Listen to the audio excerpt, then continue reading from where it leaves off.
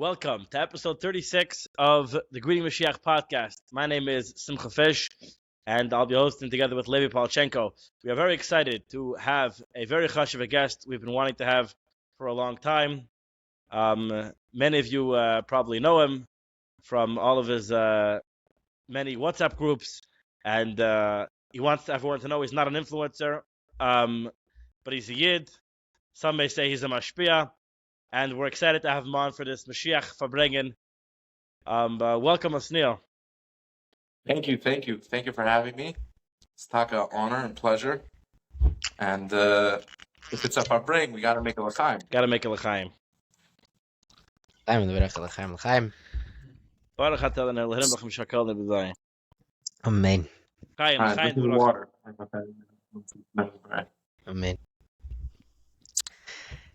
So, we have Kanai Nahara Baruch Hashem. This is the 36th episode, like Simcha said beautifully. And it's been pretty much, there's been an underlying theme to all our episodes, and that has been, even with interviews, it has been with the focus of the Rebbe being Mashiach and focused on that point. What I want to do today, we might get there, I don't know, but I want to zoom out, so to speak, and I want to just talk about Mashiach, talk about the concept, the inyan of Mashiach, the way it is seen by not just us closed-minded Lubavitchers, but also just the way the world sees it. And like, I don't know if I've said it before, but the point of this podcast is not just to be echo chamber where we're just talking to ourselves, but I think the point that my vision of the podcast is that it should be bigger than ourselves. It should be a conversation of that everybody's involved and everybody can feel that their voice is being heard, whether it's their voice or a representation of their voice. So I'm very, very excited and very happy that we have Osniel with us. So let's just start. What's the earliest thought or feeling that you had in connection with Mashiach? Well, that's an interesting question. So first of all, the way I look at it, like from my perspective, because you said you want to get an outsider's perspective. Every guy you have on is going to have his perspective, right? That's Not right. necessarily. I'm not speaking for anyone. I'm speaking for myself. So there's 13 ani moments from the Rambam. And he has the whole list. And towards the end, he has an animam b'muna shalema b'vias hamashiach. And he adds in v'avu pishi islameh em kol zach hakol b'chol yom sheva. There's a lot of famous songs that we know with those words, fast ones, slow ones, and that is really, like, I guess we could say what I grew up with in my Litvisha background is that we're in Galus and Mashiach's coming. What do we do to bring Mashiach? We learn Torah, we do mitzvahs, we get closer to the Eibishter. If you want to get a little more Hasidish, you have Simchas HaMitzvah, right? Lulav, Astrig, Matzah, all these things you do with a Simcha. And doing all these things is what brings Mashiach. So just a disclaimer, obviously, the Ani Mamins were not written by the Rambam. The Rambam wrote down the Yud Ikrim, but somebody later compiled them into the Nusach of the Ani Mamins that so many people have in their Siddur and say every day. But yeah, it's a very classic. Yeah, it's like you said, it's a beautiful, that's what it is. So I guess the question is how. It sounds like what you're saying, that this was something that was very, very much an important part of your life, of your Yiddishkeit, something that's, I don't know, you think about every second, but it's something that's very present. This idea that we're waiting, whatever Mashiach is, but we're waiting for him to come, and that's an important thing. 100%. Meaning to say, is it the primal focus? Is that even a word? Primal? I don't know. The main focus? Not necessarily. You need to say, put it this way. Like, not to open a can of worms, but I will open the can of worms, is that different parts of Yiddishkeit, right? Different lanes of Yiddishkeit are focused on different things. So just in my world, the focus is on Torah, limud Torah. That's like the ultimate. In certain Hasidus, let's say Satmar, yeah, they obviously have a focus on Torah, but they have very big focus on Chesed, on Tzedakah, B'Gachayim. If you go to Breslov, a lot of their focus is on Simcha and Ein Shumir Shpayel Kla, all these things. When you come to Lubavitch, yeah, obviously there's a focus on Torah, on mitzvahs, on Chesed, but there's a lot more focus on this Indian of Mashiach and bringing Mashiach and what we could do to get closer to the end of Galus. So in my world, yeah, obviously there's a lot of tzedakah, a lot of chesed, and a lot of even simcha, like we spoke about earlier. Not as big, not as a it's not focusing on the Indian of Mashiach. Mashiach is part of it, just like everything else is part of it. So my question, I want to ask, what are your personal feelings and thoughts about Mashiach? Because I noticed something very interesting, that everybody right now everybody has their opinions, whatever it is, but those opinions were, each person made them personal at a certain point in their life. So, like, I can tell you personally, like, when I was growing up, we were growing up with, the Rebbe is Mashiach, we say Yechi, whatever it is, but there was a certain point in my life where it became personal. Like, I identified with it myself because I got into it. So, whether it's a focus of your Yiddishkeit or not, my question is, every part of your life that you do nowadays, there is a certain personal connection that you have towards it. So my question is, when did that become, I guess, when did you start have a feeling personally that, ani mamin, I believe. It's not just one of the Yud Gimelikim, it's my belief. My belief is... So I don't want to come across as cheesy or generic, but the Lamaisa is, no, I'm speaking seriously. In the last, let's say 5 years, right? The last 5 years, the world totally flipped over. I mean, to say COVID was a big one. COVID, you started hearing already from Litvish Gedalim, Litvish Yeshivas that, like, we're mamish, Chavli Mashiach, I thought Mashiach's coming. Like, it became a thing. Like, Rav David Shustel, one of the Yeshivas of BMG in Lakewood, I remember him speaking at a Seder, man. Like, he was very passionate about the Indian of, like Chaver, like, buckle up, it's coming. Like, get ready for Mashiach. And then obviously just the whole last bunch of years post COVID, you had obviously the horrible, the Simchas Torah massacre and everything that after it, whatever led up to it, and after it, this whole awakening of Yiddishkeit in the Welt, meaning not just in our, what we call the Frum Charedish world, in the Welt, it became like, wow, I want to connect, right? You had all these stories of people like saying Shema Yisrael, and people want to light Shabbos candles and tefillin and all these different things that you might call Meftzim, right? Became more of a regular zach, meaning we're collecting money to get tefillin to send to the soldiers. Like, it became a thing. So this Indian of Mashiach came much more to the forefront. Like, the world is mamish upside down. Everything's, the news cycle is happening so fast. Like, there's fires in LA now, right? Next week there's gonna be something else, right? It's just everything's moving so fast that, like, okay, Mashiach must be coming. So I think that's the feeling for me, at least, was that, like, when COVID hit and then post-COVID and these just big world events and also events for Klal Yisrael, right? There was the tragedy in Miron. There was the tragedy in Surfside, like crazy, not normal things. I was like, hey, Mashiach must be coming. Like, just, it's leading into that. This whole thing also with Biden and Trump, like, all of it, the world events are leading to that point. Yeah, there's definitely been a global, during COVID, a global awareness. So many people who might otherwise not have been willing to do mitzvahs and things for, like, it's like, you're right, starting from COVID, but especially now in Eretz Yisrael, the hearts of the Jewish people are awake and open, and that's really the main job of Mashiach from a very technical point. That Rambam tells us, "B'Seif Yisrael Lasas Tshuva Miyad Negola." That at the end, Mashiach is going to, one way or another, either Hashem is going to bring an evil king to make everyone do tshuva, which I guess represents not good things happening. Mashiach is going to come and arouse everyone to do tshuva, but that's what happens. This is what it looks like: people getting aroused to return back to their Father in heaven. That's what Mashiach looks like. We often have this picture of. I guess we'll talk about it. What do we imagine Mashiach is supposed to look like?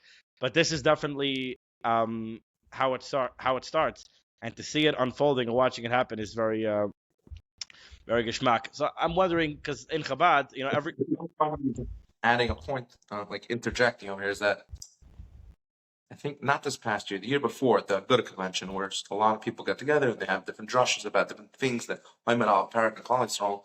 Rav Yosef Alfred, he's a Rebbe in the Mir in Yerushalayim, he got up and he said, he's like, Rabbi Side, there's people that they don't even know Shema Yisrael, they don't know Shabbos and Yom Tov, meaning they were living in near Gaza and all these places, Be'eri and near all these places.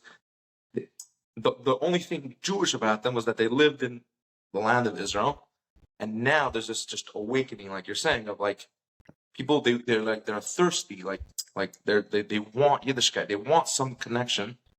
And he was saying, like, we have to clap around on this. Like, if the people want it, we have to give it to them. If somebody wants a connection, invite them in. Say, like, this is what we have: Shabbos, we have Yom Tov, we have Torah, we have mitzvahs. There's so much beautiful things in the religion. Come in, join us. That's another big theme on this podcast. So often when it comes to anything really, but specifically Mashiach, it's important to remember the very first sif of Shulchan Aruch. As kanamer to not be scared. Altis b'ishmei maligim, and the Rebbe spoke about this a lot. That's the challenge of our generation. Things are easy. Nothing's really stopping us. It's not being, especially we never spoke about it. In America, then to be, in the 50s, to be Jewish and not be worried about the neighbors and just do the right thing. That was the challenge. But even today, we're so often have things stuck in our own heads about, if you talk about Mashiach, how people receive it, how people accept it, or in general, shluchim, Torah, mitzvahs. How do you you want people to like you, you want to sound correct, but you're not sure if people are ready to hear it. So often, so much of the things we're worried about are only in our heads, but you actually go out there and you talk to the people. They're so receptive. They want to hear it, like you're saying. They're thirsty for it. We just can't be stuck in our own insecurities about it. The people want to hear about this. So I know in Lubavitch, everybody who talks, it's like cliche at this point. We should have every speech ends off. We should be the Gilmis Vashlema. I did Mashiach Tzekenu. Every sikha of the Rebbe ended off that way, or something one might term is that when you speak, you should mention a kalta of at least. So I know in Lubavitch that's very prevalent. I'm wondering, is that something growing up that was prevalent? Also, I'm sure to some extent, were you growing up that people mentioned that, or is that a purely Lubavitch invention? No, absolutely. Any big drasha, any big shear that you go to, at that I'll go like, should be Zaycha, she have to can with Merameinu. Like that's how you know the drush is over when you start hearing that, So it's definitely something that's I'm assuming it's across the board, like from my upbringing. Yeah, it's I was just hearing recently from a couple of people who are remembering as kids that spoke to children, Farbrengens, as if kids wanted to sit there and be quiet and listen. They didn't know what was going on. So people are talking about their own experiences, like as kids, it was hard for them to concentrate and pay attention. They weren't really paying attention. It became meaningful for them later as they grew up, but at the time, and some of them didn't even speak Yiddish so well. So when the Rebbe started winding up and talking about Mashiach, they knew it was over, and they're like, and sometimes the Rebbe did that, but it was like a fake off because he kept going afterwards. So, but yeah, that's like a cliche thing. It's interesting. We all, I think, all of us know Rabbi Wolf pretty well. Rabbi Reuven Wolf from Los Angeles. So he started a series on a year and a half ago going through all the Achon Shapezach is Mashiach Sud associated with Mashiach. So all the Rebbe's talks from Mamarim from Achon Shapezach, he's going through them 5 minutes a day on WhatsApp. To every day tap into Mashiach energy. Not every day it's about Mashiach, but the whole concept is about Mashiach. So every day, 5 minutes, tap into the Mashiach energy of Achon Shapezach. And he started today, the 9th mimer. So I was playing it. I went to Bris today. I was with a not Lubavitch relative of mine, and I was playing the recording. And he goes, "Oh, again Mashiach," okay, another Mashiach thing. So I got into conversation with him about this idea of that. Like he's what I guess you would consider. He was something you consider yeshivish. I guess I don't know. In Lubavitch we say he's chassidish. So I guess whatever the equivalent is, a very yeshivish, top-notch guy, and it bothered him like that another thing about Mashiach. So I said, why? What's Mashiach is good, We say 3 times a day. He's like, yeah, but it's about the Hadgasha, what you focus on. He's like, I feel like every mitzvah you guys do, it's like with the kavanah to bring Mashiach. I was like, yeah, very good. But there's some sort of like, it's not just that it's not Hadgasha, at least by him, it's bothered him that it's, I don't know, look, we're doing it wrong by focusing on Mashiach. It's taking away from focusing on classic Torah mitzvahs. So I said, well, I don't know. Really, if you think about it, certainly according to Rambam, the real job of Mashiach is to bring shleimus HaTorah mitzvahs, to bring the completion of Torah mitzvahs. That we can't do most mitzvahs now. If you care about Torah mitzvahs, I would think you should really, Mashiach should be a very important thing. I don't see how it takes away. So I don't know. Is this just is this a prevalent feeling a lot of people have, or is this just in some things? Before we need you some answer L'chaim this, before I can answer any of these questions. L'chaim L'vracham. Yeah, L'chaim L'vracham. No, but I wanna before we jump into that, I want to just continue getting more of an understanding of what your how you view Mashiach, the whole concept. What I guess the question is, what is the I wouldn't say the expectation, but what is the understanding? How do you feel? How do you understand the concept of, in general, Mashiach and Geula, how it's going to unfold, what it means, how important are we to that process? Is it something that we just sit back and we watch, or is it something that we are actively involved in? Is it something that is going to come in the Mailam, in the Mata? Is it what is the understanding in your the way you understand the concept of Mashiach and Geula? Okay, so right off the bat, the answer is when he comes, We'll find we're out. going to see. Meaning we'll see if we have to be actively involved or it's going to play out, right? The famous Hafsa Green song is that the Akat Shemaini, when Mashiach comes, will be so stunned that like it's actually over and everything's falling into place that we're not going to actually believe that he's here. Meaning, we're different parts of Klal Yisrael are more busy with Mashiach, some more, some less, right? Like we're just speaking about, there's more of an awareness in all of Klal Yisrael, and then when he actually comes, like we would be like, what? Like he came? Like he's here? We have to pinch ourselves. Like it's not gonna feel real.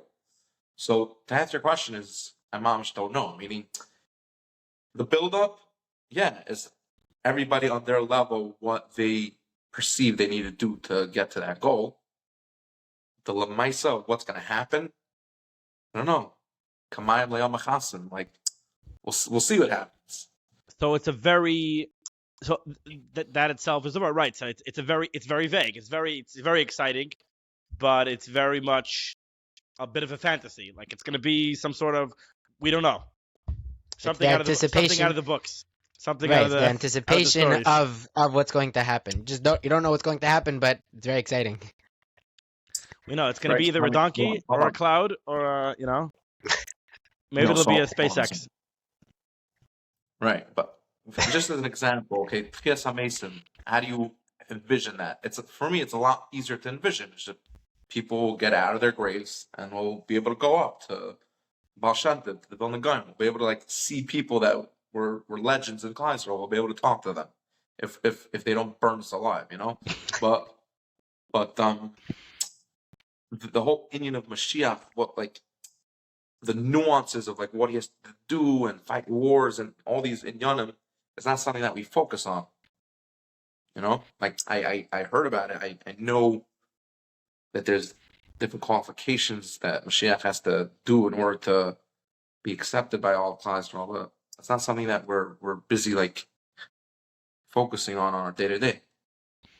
So Mashiach stays more in the realm of, we know Mashiach is gonna bring back the Beis Hamikdash. There's gonna be a Tchias HaMesim. Everything's gonna be good and it's gonna be great and we're excited. We want it to happen. But the day-to-day grind, it's about doing Torah, it's about doing mitzvahs, and he's gonna come and we're excited, and it'll happen however it happens, and that's kind of the way it should be. That's more. He's like that's the way I was raised, and it could be your yeshivish cousin is feeling like that also, like, oh, this Labab just talked to me about Mashiach again, like, okay, like move on, like tell me something more interesting, I heard. Yeah, I heard a vart. That it says in min David ba'ala behesach hadas. So the vart is that you have to be hesach hadas. You have to stop talking about it. Not for Mashiach to come. So hold on, Mashiach to come either because we deserve it or we don't deserve it, right? Yeah, correct. But the point, you're always gonna have that one from guy is gonna mess it up for us. That one. I hear that. By the way, just small point. We said Rabbi Wolf. He was actually my 4th grade Rebbe in Tar Samas in LA, and we didn't hear much about Mashiach from him when he was my Rebbe in the literature cheder, but it's something that he's very busy with today. Yeah, we interviewed him and he told us his story and how his what's it called, evolution. Yeah, I watched it. It's very geschmack. Yeah, it was very geschmack. So it's the next question is going to be a little heavier. So we'll say l'chaim. We like heavy questions. I just hope people continue watching till this point, No, so the vart is like this. Osniel, we're going to be making an etc. Mashiach group soon. By the way, somebody actually reached out to me and said we should open one. I don't think he's Lubavitch even. And I said, what are we going to talk about on there? He's like, about our feelings, Mashiach coming and whatever. I said, maybe that's a good idea. Well, our action, what's it called? Advocation is that everybody should just have conversations about Bechlal Mashiach, the concept, the Geula, and all that stuff, because it's very important. So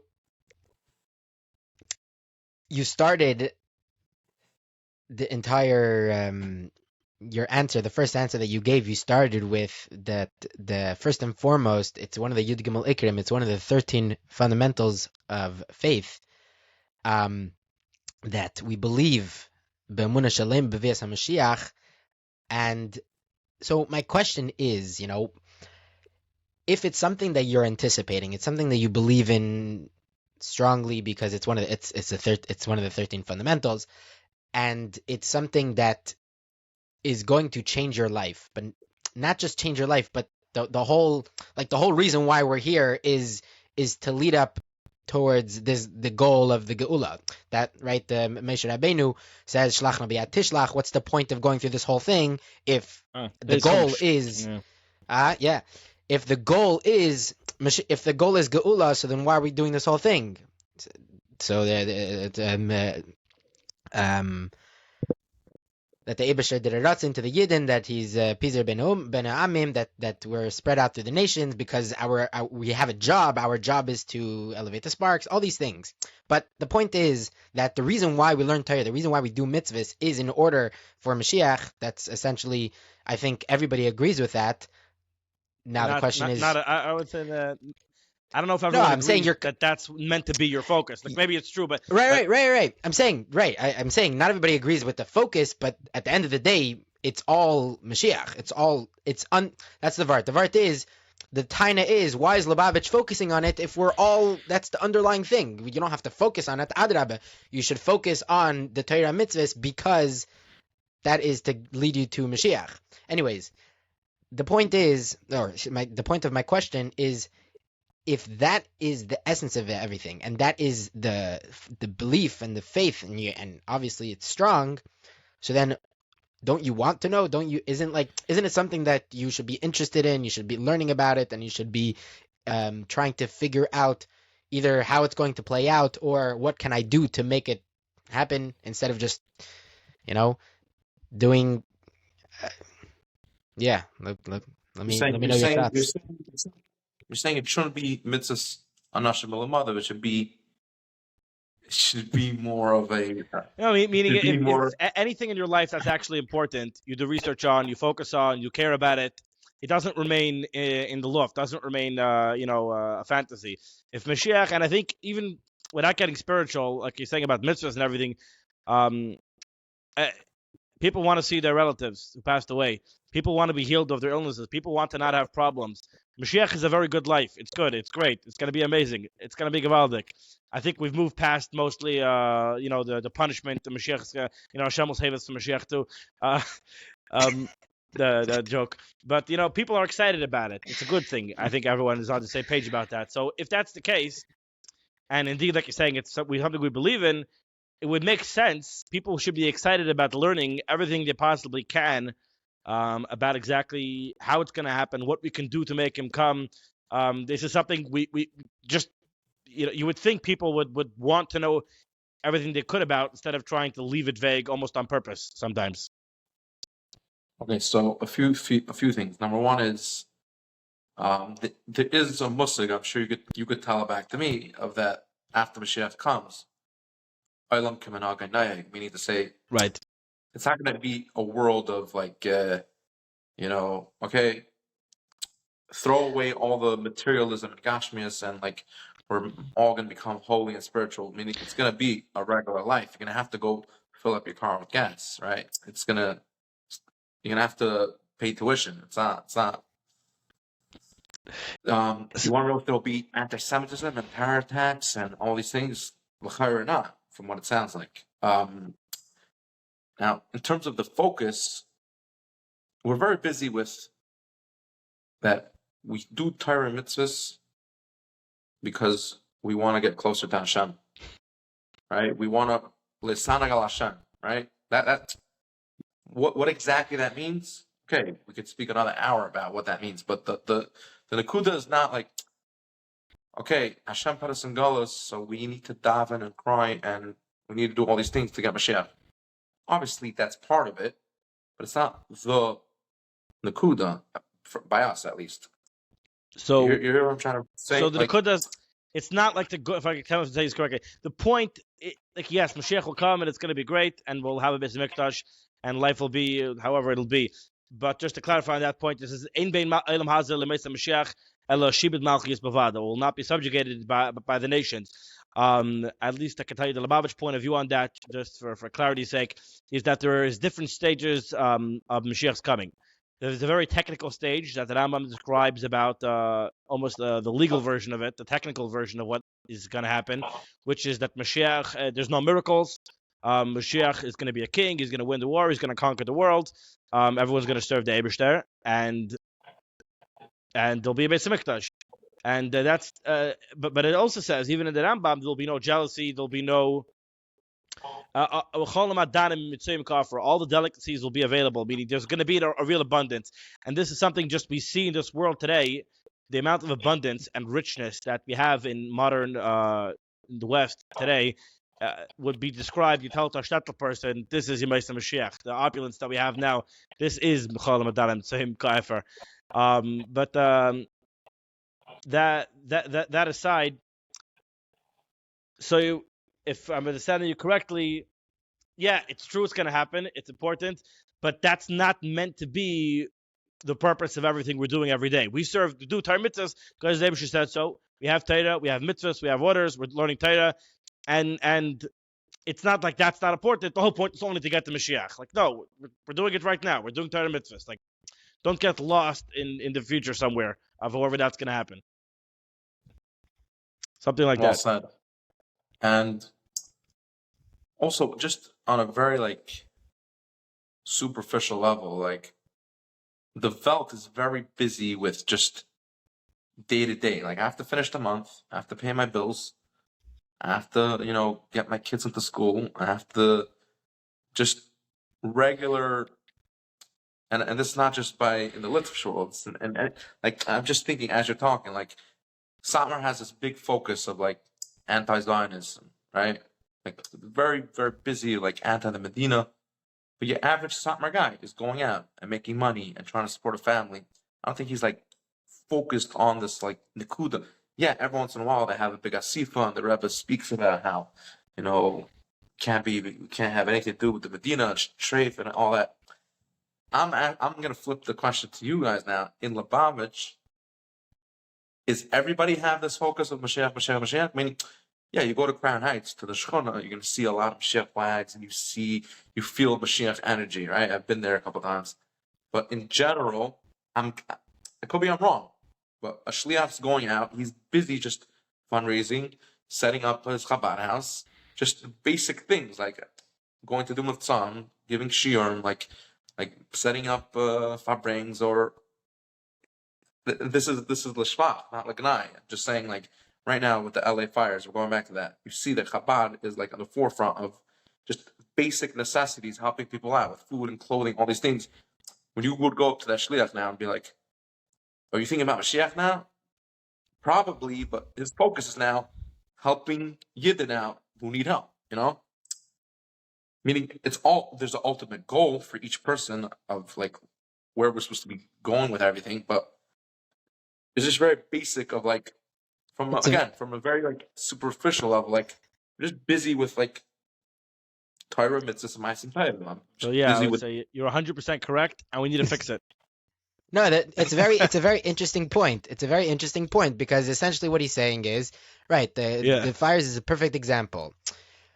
Chabad is giving out food and drink and the basic necessities, and right. They're not saying, oh, let's kach in the fact that this is to bring Mashiach. No, they're saying like, what do you mean? A guy needs pajamas. A guy needs We're helping people out. Yeah, this brings us to the Geula, fine. But the fact is that right now this is what I'm doing. It's a very very interesting way you describe your point. And I hear that a lot. Lubavitchers themselves, I think I've heard the concept that they'll like this after Gimel Tammuz for the next 10, 15, 20 years. There was very very big machlekes with regards to the concept of the Rebbe being Mashiach, if to spread it, if to not spread it. I don't think that. If you don't mind, just for our Litvish audience, you want to tell them what Gimel Tammuz is? Yes. No, meaning there's going to be Litvox watching this. Hold it. Yeah. There are Litvish people watching this. We got to start again. Well, you think only Lubavitchers are going to be watching this? No, I'm kidding. We love all Yidden. No, so Gimel Tammuz when so after the burial of the Rebbe at the oil. So there was a lot of it was very very what's the word, bad, I guess is the easiest word. It was very toxic. Yeah. It was toxic. That's what it was. The fights. If you don't mind, can I interrupt? Yeah. Can I ask your ages or it's rude? On Not a lot of. I am 26, and how old are you, Levi? 24? I'm 24. Yeah. 24. So I'm saying you were both born after Gimel Tammuz. Yeah, very much born after Gimel Tammuz. I still caught the nuns. My father likes to say that every decade by the Rebbe there was a different vibe. So I was born in Tess. I caught the nuns, but Levi was born already in the next millennium. Yeah, in the Samachs. Right. So what you're describing to me is things that you heard, not things that you experienced. Right. That's correct. Yeah. Things that I've heard. Yeah, I've heard this. Yeah. No, so I'm describing to you the feeling of a Lubavitcher, your average Lubavitcher, that it is not big maskil. He doesn't learn tons of Chassidus. He's not learning tons of Gemara. He's going to work, paying tuition, doing the regular thing, davening 3 times a day. Yeah. Yeah. No, so after the burial of the Rebbe and Gimel Tammuz Tafshin Nun Daled, for the next 10, 15, 20 years, it was very, very toxic. And there was conversations back and forth, and now I think for the last, for sure, 10 years, there has been like a dormant. It's just been quiet from all sides. Everybody decided, you know what, we're just going to shut up. We're just going to be quiet. We'll talk to each other. We'll do it in our own echo chambers. Whether we'll talk about it, we won't talk about it. But we're not going to fight anymore between each other. It's going to be, we're going to leave each other alone. Hold on. Two questions on this thing. 1 second. This is what I hear. What do you mean by toxic? And what do you mean fighting with each other? What were the two sides? Some people Simcha, because you were alive in the nuns. There we go. So there were in Lubavitch. So little history here. The focus has always been from day one. We're coming now within the days of Achana to Yud Shvat. The Yud Shvat was the day the previous Lubavitch Rebbe, Rabbi Yosef Yitzchak Schneerson, passed away in 1950, and the day that a year later, the seventh Lubavitch Rebbe assumed leadership of the movement with his famous Maimed Basar Lagani. And he then said the mission is that we're the seventh generation, we are the last generation of Golos, and our generation, we're going to bring Mashiach. So it became pretty clear from then that this was his mission statement of his Nesias. He's gonna bring Mashiach. So it was kind of obvious already then where things were going. And then he set out to actually to do the work, like people like to say today, to do the work. He sent out shluchim. He was doing all the things, like I mentioned before, the trajectory of the things that Rambam says a Mashiach is meant to do. He was pretty much going down the checklist of being what any good Jewish king is meant to do. Bring back the hearts of the Jewish people to the tshuva, fixing the breaches, always fighting or whatever the current Shleima Sa'aretz, Shleima Sa'am, all these things. So more spiritually speaking, fighting the wars of Hashem, being involved always so much in Eretz Yisrael. The amount that Rebbe was involved in went on to Eretz Yisrael, and the wars there is tremendous for people who know. And this was and the Rebbe always was majorly koching in Mashiach.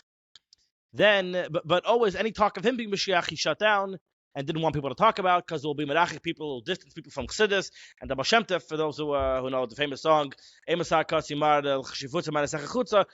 will come, he told the Baal Shem Tov, when your well springs of Chassidus will spread forth. So the job is to spread Chassidus, and we have Shluchim everywhere doing the work, and we're going to bring Mashiach.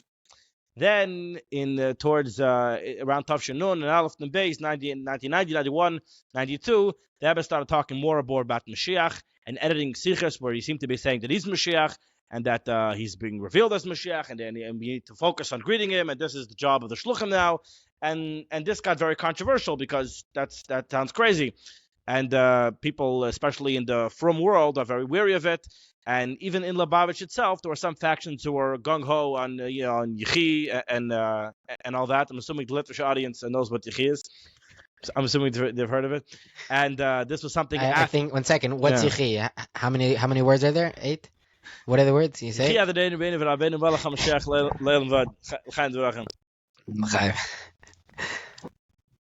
There's 8. I thought he's the 7th. Yeah. 8 words. No, Mashiach energy is 8. It's one more than the 7 days of the week. It's Mashiach energy. At any rate, so after then the Rebbe has a stroke. Chav Zayin Adar Aleph Tafshin Nun Beis, and nobody knows what that's supposed to mean. But the fervent pitch of the Rebbe being Mashiach by those who were involved in it. So even then, there was two factions. It was kind of the shluchim on the ground in their places who, like you're saying, are more just focused on doing the regular work that they've always been doing.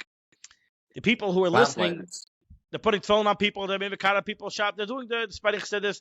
And then there's the people who are hearing the Rebbe, the Bachrim, the young guys who are hearing the Rebbe talk every week about more and more about Mashiach and insinuating. I'm not getting into the technical arguments of exactly what the Rebbe did or didn't say, but the understanding of a lot of people, myself included, that the Rebbe was very clearly saying that he is Mashiach and that this is important, that you should focus on it. And there became a schism within Lubavitch of, is this something that we should focus on and it's important and it's very exciting and this is how we're going to bring Mashiach? Or is this actually detrimental? It's hurting the mission, like was always the position before of the Rebbe, that it's not a good thing to focus on. It's funny. I just to interrupt for a second. this right here, what you just said, that the focus should be on this or that, it's funny because that's the exact. It's similar to the machlekes between your cousin and you, whether the focus should be on Mashiach or not. If it's whatever. Stam You're saying with Im Lubavitch, Right. there was This is a micro. Correct. So this is a schism Correct. No, that I'm saying was. if it should be a focus on Mashiach in general or the Rebbe being Mashiach. That was the two things. So in general, there is a bit of a so the people who are into the Rebbe being Mashiach would also like everyone to kach in Mashiach in general, and the people who don't think that it's important to kach him that the Rebbe is Mashiach, they like to say that they're kaching in Mashiach, but practically the line is pretty much divided along the same lines. The people who are kaching in Mashiach are also kaching that the Rebbe is Mashiach, and it's very difficult to find the guy or the shliach who's 24/7. It's all about Mashiach. He just doesn't talk about who it is because it's just whatever. Interesting. No, okay, I hear. Yeah. So at any rate, then the Rebbe has a stroke, and things get even more contentious, obviously, about how things are going. The Simchas Torah Tavshin and Gimel, or the beginning of that year, but then they built a porch, and the Rebbe was out on the porch, and for over a year, the Rebbe was half paralyzed. He couldn't speak, but he encouraged the Chassidim in the singing of Yechi. This happens for a year. If people don't know, this is a video, so this happened. So then it became, to some people, even more clear that this is important, and to others, it was like, the Rebbe wants to be with the Chassidim, and whatever, we can't live. It's after the stroke, it doesn't count. I don't know, and they kind of just didn't really. We don't want to talk about it. It's very painful to watch the Rebbe that way. Then came the second. 2 years later, on Tavshin Nudalid, the same day, Chav Zayin Adar, the Rebbe had a second stroke, and then he was in the hospital, and he was not conscious anymore, and that led to later that year, unfortunately, Gimel Tammuz and Leisata. That's the last update we got. So afterwards, the schism in Lubavitch did not end. It got even first people were not sure is Lubavitch going to last or not, and obviously you could see the newspaper clippings at the time. What's going to be with Lubavitch. It's interesting to read, but obviously Lubavitch is doing stark. But for many years there was bitter fight between Chabad.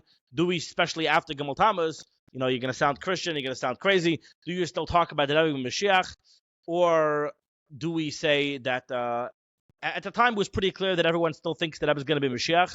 Only now it's starting to be a thing that people are getting more doubtful about it within Chabad itself. But certainly when I was growing up, even this was ubiquitous. Everyone knew between themselves that the Rebbe is Mashiach. The question was, do we talk about this, or is it very bad to talk about it, and you're just distancing people? And there were bitter fights about this in Chabad, and it's led to multiple factions of Chabad and different printing houses in Chabad. It's not as bad as like Baviv and all these other things. We're still all one, it's one movement with one Rebbe. But Hashem, not, is there one Aguch? Yeah. There might There's be no two Aguch. They wouldn't know. They didn't make a. Why would they make a second Aguch? The other Kinnish, Shalom Mendel Simpson, didn't he? Yeah, that was Merkez, no? Oh, it's two Merkezes. You're right. Anyways, one Aguch is to the Chabad. Chabad. This letter that I saw, I think it said Agos Chassidim Chabad From against the hostage here. Yeah. Is that a different one? That's just No, an it's the same Eretz Yisrael. Aguch. That's to say it. Just one. That's the umbrella organization of Chabad. Yeah. That there was never. One Aguch is to the Chabad. So this is really something that's what Levi's talking about here. That it was a lot more intense all the time. Everyone fighting and arguing about this, what to do, and this was very intense in the nuns, and everyone still remembered the Rebbe. Everyone still remembered the Sichas. This was very personal. Then you had billboards. There was a famous bill, I think, maybe the George Washington Bridge, big billboard about the Rebbe is Mashiach, and then the official people in Chabad put out a full page ad in the New York Times. Never happens, fake news. It was things going on. People, the news articles were still covering it. This was people wanted to see what's going to happen because Chabad was. There was a book that was written by David. What's his name? Which guy? The book about Messiah. They're very against the whole thing, calling Christianity and all that stuff. Very that David Berger. Whatever his name is. Anyways, so this was a big deal. So Levi is saying how in the past few years, though, it kind of calmed down. It is what it is. Let's just Yeah, so I think a lot of Yeah. a lot of people, like I said, your average Lubavitcher became very much like, you know what, just don't bother me with the whole thing. Let's just I have to do this, I have to pay the It bills. became tired. Correct. Yeah. Yeah. And so like I definitely hear what you're saying, my point was that it's something that I hear. It's something that Lubavitchers are saying themselves. So now the question becomes, and this is for me, it's like it's a chisaron on us, on people that have, so to speak, my worldview, that we have to do a better job at explaining what the Rebbe said, because like this, if we're going based on the understanding of many people of the Mashiachist camp that the Rebbe is Mashiach, or the Rebbe is going to be Mashiach, or all those things, then it's a big question. Like, why do you have to talk about it? Why do you have to make such a kach that the Rebbe is going to be Mashiach? Whether he is or isn't, it doesn't really matter. What matters is right now, are you going to go to shul? Are you not going to go to shul? Are you going to learn that daf gemara? You're not going to learn that daf gemara. Are you going to open up chassidus? Or you're not going to open chassidus? Are you going to be nice to that person? Are you not going to be nice? Like, Oh, Levi, we have good news. In the whole Klal Yisrael, what are they up to? Daf Lamed, Lamed Aleph. They're getting going to be in a few weeks, a month or two. When they get in a few months, they're going to be, everyone's going to be learning all about Mashiach. It's going to be great. very exciting. Sanhedrin. How would you know? How would I know? I have a foot in the. I have some. You have a cousin. You have a cousin. Friends. Yeah. So yeah. So the vert is that if that's the thing, if that's the message that we're giving, if the message that we're giving is that Rebbe is Mashiach and that's it, then taked, like, why? What the question that I pose to you, you can technically pose it back. Like, it's not, you're not giving me enough to kach. You're not giving me enough to be like, to rally with you. Because what am I giving you? I'm giving you I'm giving you I'm identifying the person. Shkoyach, you identified the person. Now what? Now what do you want me to do? Right, there was nothing. So I wasn't leading up to a question. I was just saying stuff. But I want to hear your thoughts. I want to hear your thoughts on the whole thing. I'm not sure what the question is, but I'm going to respond. Okay. Go for it.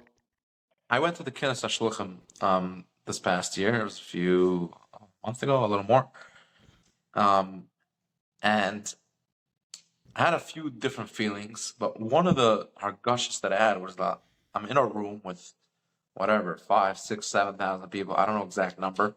I don't know how many shluchim there are exactly, but many of these people are living in Yehopitzville, and they never even met the Rebbe. Meaning to say, this whole thing about, what you call after Gimel Tammuz, is Lubavitch going to exist anymore, or is it going to die out? The Lamaisa is that not only did it not die out, it grew by leaps and bounds. Like, people didn't even meet the Rebbe, they didn't see him in action. Meaning to say, you never saw him, right? Your fathers, your grandfathers saw him. They heard him. They went to get dollars. They went to yeshidus. They heard a mimer from the Rebbe. Like, what your connection is that, okay, there's the Svarim, obviously, right? What's my connection to any Rav or Gadol or Rebbe or Tzaddik is the Svarim and things that are passed down. But this whole idea of, is he Mashiach, is he not Mashiach? It's interesting to me as an outsider that you didn't see that whole thing of him, speaking about Mashiach, like you're saying, leading up to Nun and Half and Beis. You didn't see the whole thing about Yechi. It's things that you heard about. It's what people told you. Meaning, in Klal Yisrael, we have Messiah, right? We don't know what happened at Har Sinai. We have a Messiah. We have a Torah. It says it in the Torah what happened over there, and it's passed down from Rebbe to Talmud, from father to son. So I'm just saying, it's interesting to me, this idea of that the Lamaisa is, I don't know the ages exactly, but I would assume that a lot of the shluchim, even going out today, most of the shluchim have not seen the Rebbe. Yeah, right. Yeah. So it's an incredible movement. Meaning, the movement is alive and well. It's mind blowing. That's step one. Number two is that you're telling me about different factions in Chabad, whether they're pushing Yechi and Meshachist or not. Like from the outside, we're just like, okay, it's one Lubavitch. Like we don't see the nuances necessarily. Like, okay, we are busy. Like, oh, is this guy Meshachist? Is he? I don't know, Rabbi Y. Jacobson and Chase Tab. And like Forget everything I said up to this point. Everyone's a Meshachist and Lubavitch. Okay, we can end the podcast. Done. No, we need to say like this. Very open, very blunt. We believe that the person who's Mashiach is alive, right? You very much told me that he got buried, and he's buried in Queens, but in the Isles. So it's very hard for us to understand how Lubavitch is very busy with Mashiach, which again, that you can have that conversation. And not only are we busy with Mashiach and this whole Mashiach energy and the whole concept, we're busy saying that it's a certain person. Right. We're not holding there. Straight up. I don't know. So yeah.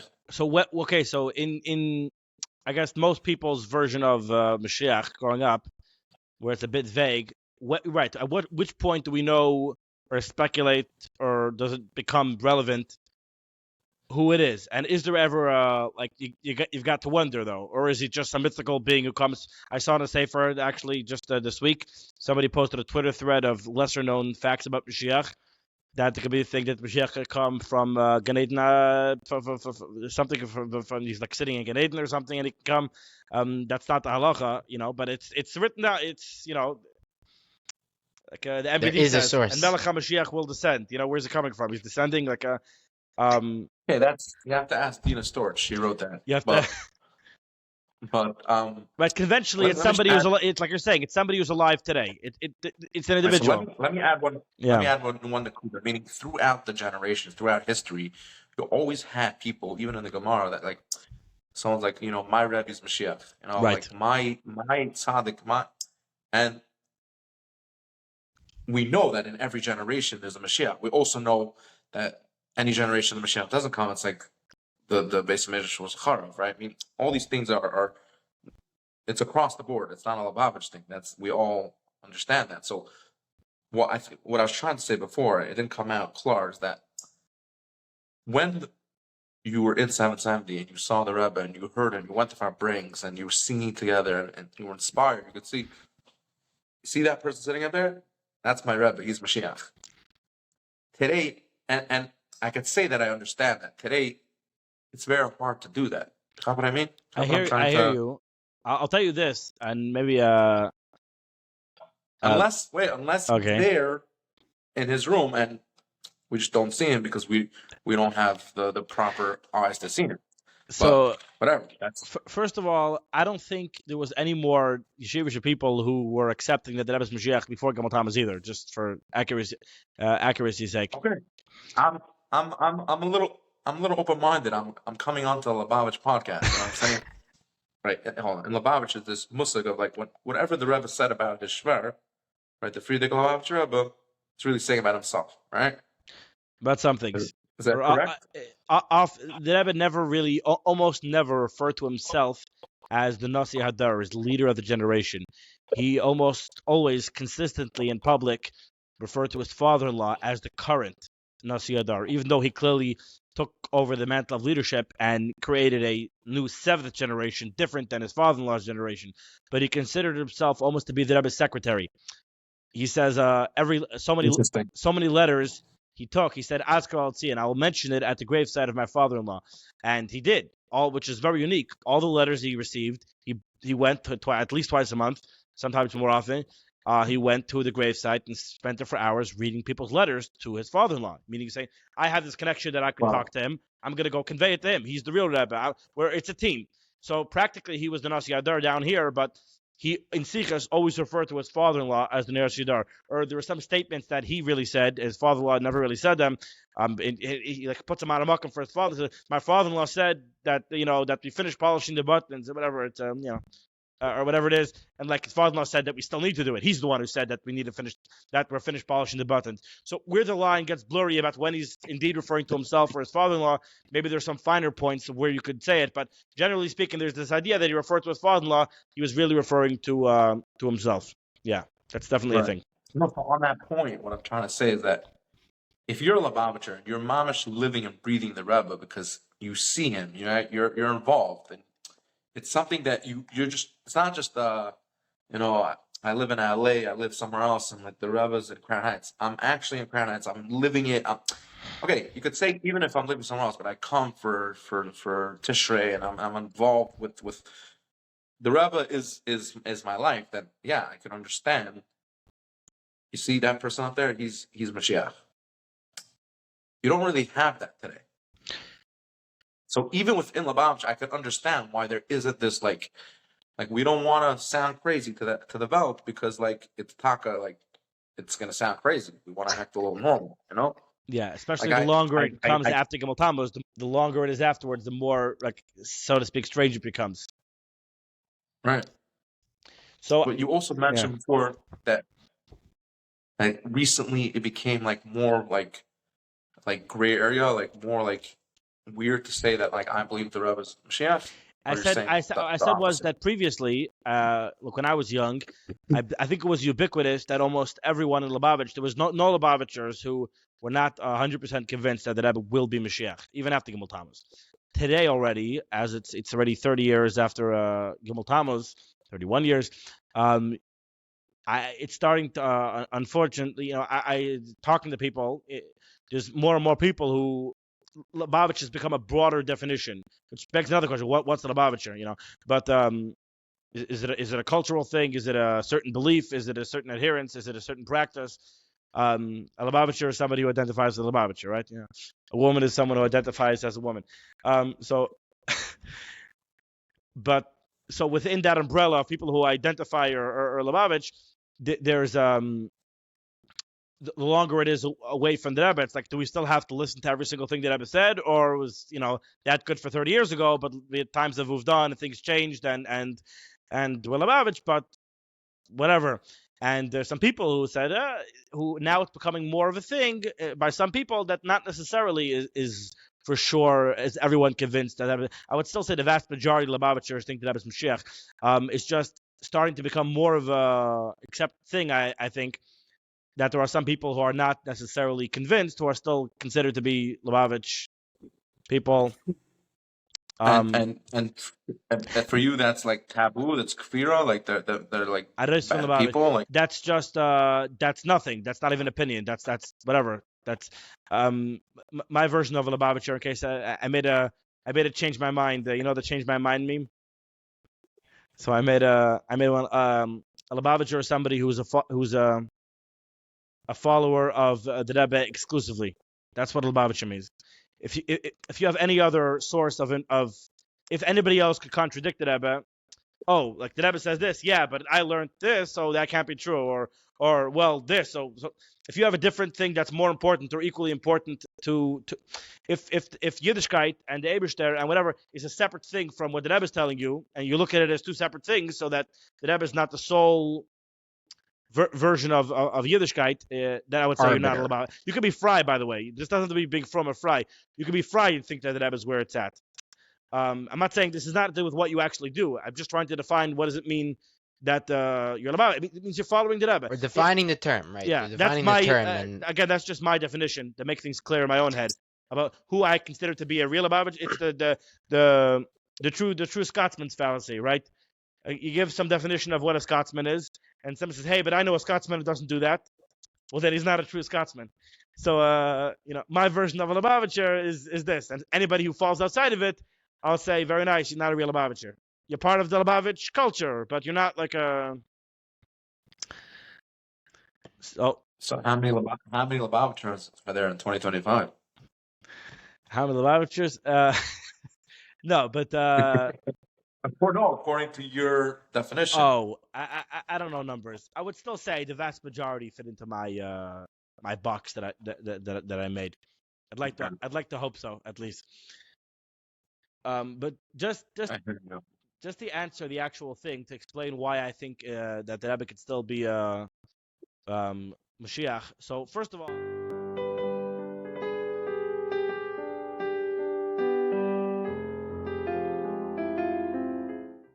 כדיקח המדב גולהום עד עם זול מחי זין יחי המלך